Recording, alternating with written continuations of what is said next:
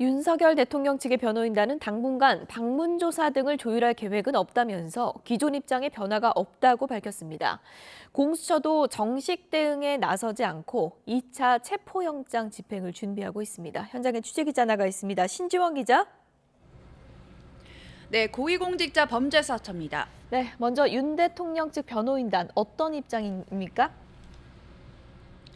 네, 윤석열 대통령 측 윤갑근 변호사는 정진석 대통령의 비서실장 입장문과 관련해 상의된 바 없다고 밝혔습니다. 대통령 비서실장이 윤 대통령의 조사에 관한 대국민 호소문을 발표하면서 변호인단과는 미리 상의하지 않았다는 겁니다. 그러면서 현재로서는 공조본과 제3의 장소나 방문조사 등을 조율할 계획이 없다고 밝혔습니다. 변호인단은 물리적 충돌을 막기 위해 여러 방안을 제안하는 차원으로 받아들인다면서 윤 대통령에 대해 사전 구속영장을 청구하든 곧바로 기소를 하든 체포영장 집행만은 안 된다는 기존 입장이 같다고 전했습니다. 네, 오늘 대통령 비서실장의 대국민 호소문이 발표가 됐는데 공수처 입장이 나왔습니까?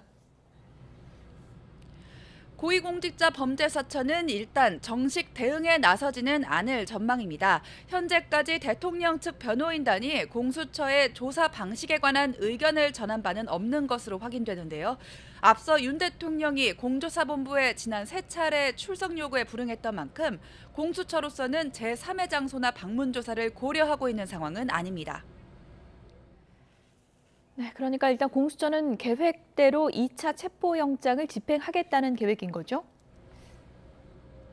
네, 공수처는 현재로서는 특별히 달라진 것은 없다며 체포영장을 발부받은 이상 집행하는 것이 원칙이라는 입장입니다. 무엇보다 무력 충돌을 피하는 데 주력하고 있는데요.